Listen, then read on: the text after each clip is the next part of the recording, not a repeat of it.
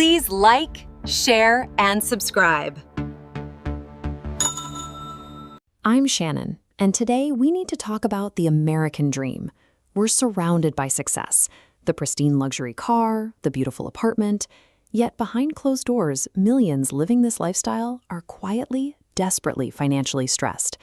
Millions of people living this exact lifestyle are quietly, desperately financially stressed. Quick side note before we dive in. This video is for informational purposes. I'm sharing what I've learned about money, but always consult a qualified financial advisor before making major changes to your investments or retirement accounts. Now, let's take a look at the first lie we are told. You need to make more money to build wealth. I actually know someone earning $150,000 a year who is still living paycheck to paycheck. Meanwhile, I know people earning highly modest incomes who have quietly built massive nest eggs. The difference between those two people is intentionality. The high earner feels entitled to luxury apartments and weekend brunches, costing more than a grocery budget. Wealth is dictated by the daily habits that determine how much money you actually keep. True financial freedom starts with managing your current resources. Before you chase that next promotion or start a side hustle, you have to fix where your current cash is leaking. It is a mathematical impossibility to out-earn bad money habits. We have entirely normalized going into extreme debt for depreciating assets. You are literally borrowing money to buy a machine that loses value the second its tires hit the street. This chart shows the opportunity cost of the average American car payment, which is now over $700 a month. On the bottom track, you hand over $8,400 a year for a car sinking in value. On the top track, you invest that same $700 a month at a modest 7% return. Over 30 years, that turns into over $850,000. You need reliable transportation, but you don't need heated seats. Buying a $10,000 used car in cash allows you to permanently free up that monthly capital. You stop making the dealership rich and start accelerating your own growth. That brings us to credit cards. Famous financial gurus like Dave Ramsey often swear off credit cards entirely. But abandoning them completely often leaves you with a poor credit score, which will cost you thousands and higher interest rates on mortgages and insurance. The math hack here is treating your credit card exactly like a debit card. You only spend the cash you already have in your bank account, and you pay the balance in full every single month, zero exceptions. You collect the cash back and fraud protection and skip the interest. Widespread consumer debt is actually a modern invention. Your grandparents likely didn't finance their living room furniture or put a vacation on credit. They achieved stability through the highly unfashionable method of saving up and paying cash. When you strip away the marketing, consumer debt is just borrowing from your future self to satisfy your current impatience. The only permanent escape hatch is living below your means. Building wealth on a low income is incredibly difficult, but living on a tight budget forces you to scrutinize every single dollar. You learn to violently distinguish between wants and needs, and that financial discipline becomes a superpower as your income eventually grows. This is a line graph showing a phenomenon known as lifestyle inflation. As the income line goes up over time, the spending line automatically rises to match it in lockstep. Because of this trap, people believe the myth that they will magically start saving once they get a raise. You won't. You will just become a person who makes more and spends more. Saving is a habit you have to build immediately, even if it's only $20 a month. By the time your income goes up, you already have the muscle to capture that growth, widening your actual savings capacity. This is where budgets come in. People think the word budget means deprivation, a joyless end to fun. In reality, a budget is a plan that gives you permission to spend guilt-free because your priorities are already funded. A budget creates actual freedom. It replaces the anxious, nagging guesswork of, can I afford this, with intentional design. The idea that investing is only for the wealthy is a mathematical trap. While you sit on the sidelines, waiting until you have thousands of dollars to start, inflation is quietly destroying the purchasing power of the cash you do have. Here we have a dual-line area chart showing the sheer force of compound interest. A person who starts investing $100 a month at age 25 will actually have more money at retirement than someone who starts investing $200 a month at age 35.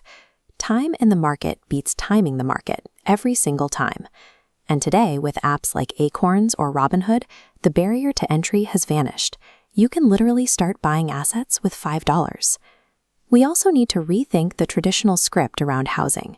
Society treats buying a home as the ultimate sign of adulting, but renting buys you flexibility, predictability, and immunity from massive hidden maintenance costs. Depending on your local market, renting and investing your extra cash can frequently leave you wealthier than buying. Building wealth requires you to actively run the numbers on your own lifestyle needs, rather than blindly following traditional societal milestones. We hear it all the time: money can't buy happiness. But the research is exceptionally clear.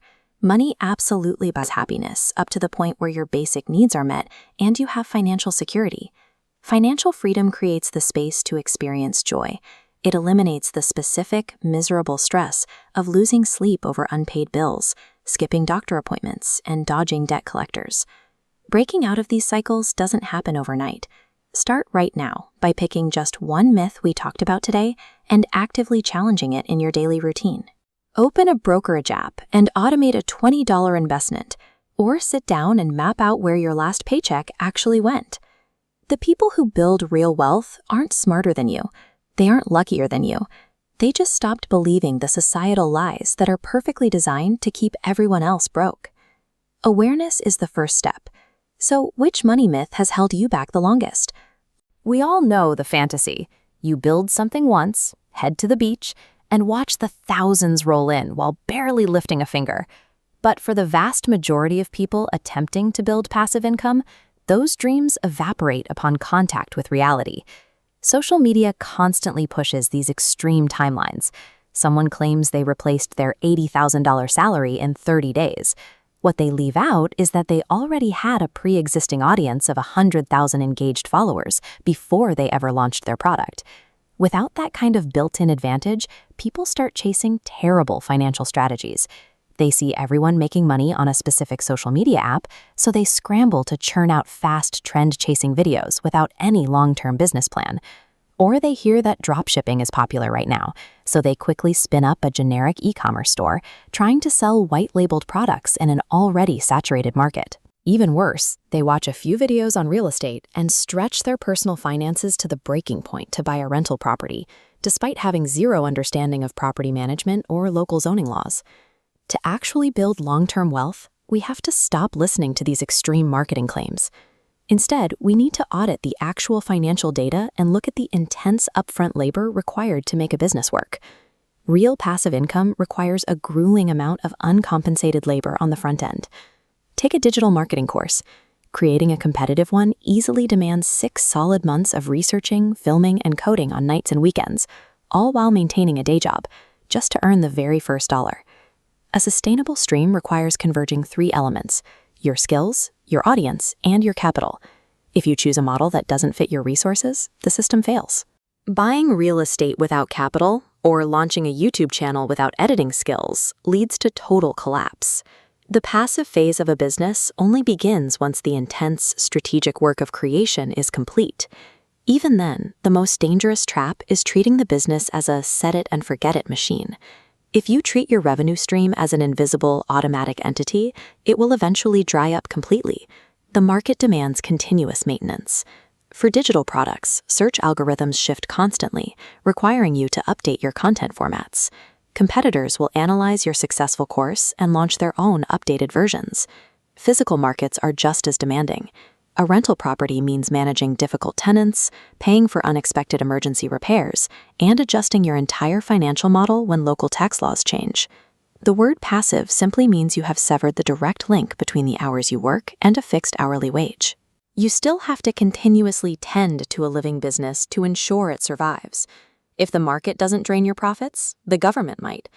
Tax liability routinely blindsides new entrepreneurs and acts as a hidden margin killer. Not all income is treated equally by the IRS.